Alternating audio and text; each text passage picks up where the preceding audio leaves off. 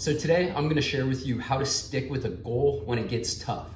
Because whether you're getting started in a new industry, getting started in sales, starting your own business, it is gonna get tough. Life is gonna test you before you reach success. So I'm getting started in a new industry. I'm trading meat. I'm out of direct sales, so to say. Now I'm more of a trader, a middleman, which I'm gonna do a video explaining more what I'm doing. But it has been really hard and it's tested me just like everything does in life. And even though I knew it was gonna test me, the temptation to quit has still been there. So there's been some tactics I've learned from some great minds that have kind of helped me stick with this when it got tough. And those are what I'm gonna share with you today. So the first thing I wanna share, it comes from Alex Hormozi. I forget exactly what he calls it, but basically it's what you're gonna go through on the route to success. So basically, anytime you have a goal, this is what the route is gonna look like. So whenever you get started, so it's like the shiny object syndrome. So, everything looks great, sounds great. So maybe you're talking to a sales rep and they're making $200,000 a year, getting tons of sales, you shadow them and it all looks great. You're like, oh, this is gonna be amazing. I'm gonna get a Lamborghini. And that is uninformed optimism. So you start here and then you have that uninformed optimism that gets you really hyped up, really excited. And then you start going and that kind of wears off. And then you start realizing how hard it's gonna be to make it in that new industry. And then you get informed pessimism. Basically, you realize this is gonna be a lot harder than I thought. Am I gonna be able to do this? This isn't fun. It's not all sunshine and rainbows. Like how Rocky says, life's gonna beat you to your knees and keep you there permanently if you let it. It's not about how hard you can hit, it's about how hard you can get hit and keep moving forward. So this is when life's hitting you, and then you get all the way down here to the valley of despair. And this is where I was about a month or two ago, really sad, just the valley of despair sucks. And what's natural to do is to run away. Whenever you're in the valley of despair, you want to quit. You don't think you're going to be able to make it. So then what most people do is run to another shiny object syndrome. So they quit, they find something else, and then they have uninformed optimism, and then they see how hard it's going to be, and then you get into the valley of despair and you repeat it all. And I've done this many times in my life with different things, but it's something you have to learn. And this time I feel like this little chart here has helped me push through the valley of despair. And then after you start learning, you get informed optimism. So then you know how hard it's gonna be, but you start figuring out, hey, I'm starting to understand this. I'll be able to make it. I just gotta stick with it. And then if you can push through the valley of despair, get that informed optimism, keep working hard, then you achieve your goal. So this has been huge to me because I was super tempted to quit, like a month or so ago, but I stuck with it. And I feel like this is one of the things that helped me. Another tactic that helped me is I was reading this book by David Goggins, Never Finished. And in that book, he was talking about in SEAL training, like one of the first days, he got hit with the rush of cold water, like he almost passed out or something. And when he was laying there, he thought about what his life would be like if he quit and didn't push through the SEAL training. He thought about all the disappointment that would come, this and that, and that's what helped him push through. So, I read that, and literally I read that at the perfect time because it was right when I was in the valley of despair. I was looking at other shiny objects. I was like, I don't know if I can be a meat trader. Commodities is hard. It's super hard. No one wants to give you the time of day. Like a lot of businesses, it tests you. But I stopped and I thought about what will my life look like if I quit this opportunity and I go backwards. And I kind of thought about it and I knew I would be disappointed in myself because this is one of the best opportunities I've ever got.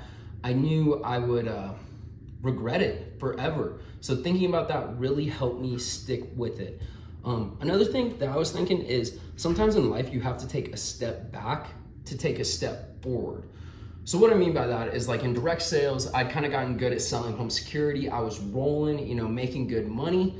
And now I've made $0 in about 4 to 5 months now being out here. So it's a major step back in income, but the opportunity to make more income is definitely in this industry. So if I stick with it, hopefully in my overall career, I'm gonna take a step forward, but you have to have the humility to take a step back and, really just pause for a minute, take a hit to your income and stick with it in hopes that you can make a higher income.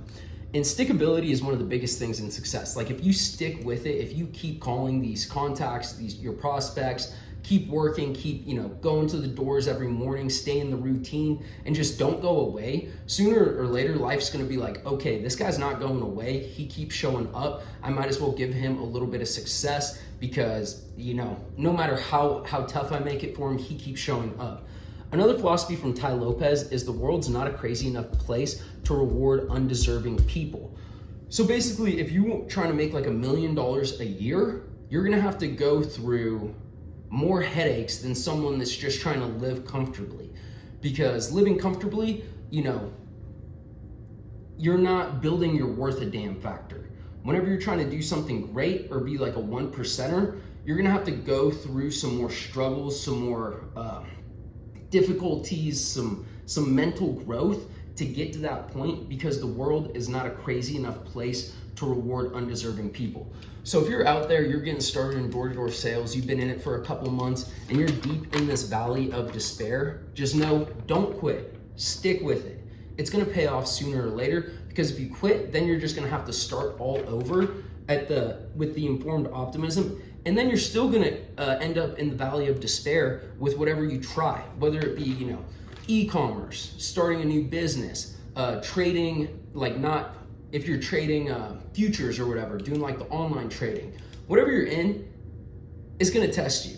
And really the number one thing that's gonna contribute to your success is if you push through that valley of despair, if you push through the test, keep showing up, give even more effort when life tests you, and just push it all the way to achievement. So if you're thinking about quitting, I hope you don't quit. I hope you find the good in what you're doing and you push through until you're successful. And then the last thing I'm gonna say on this is you do have to know yourself as well. Because maybe if you've been sticking with something for a really long time and you've seen no results, maybe naturally you're not talented at that. Maybe you have a better natural talent. So that's another thing you have to think about is this what I'm suited for?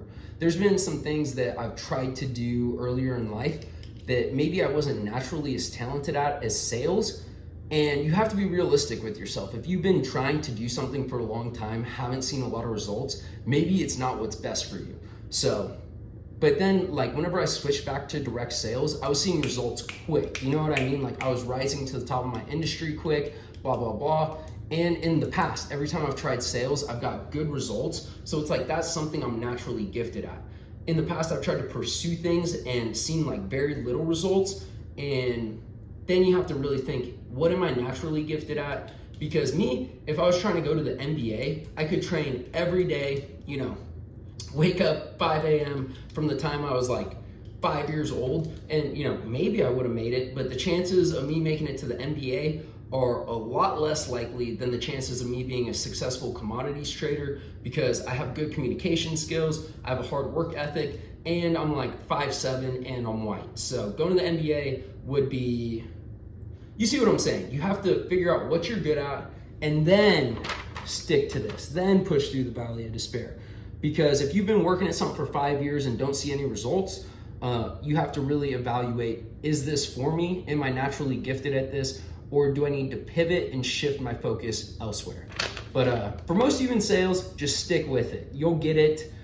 Even if you're an introvert, anyone can learn sales. Read more books, do more training, get in front of more prospects, keep pushing, and you'll make it.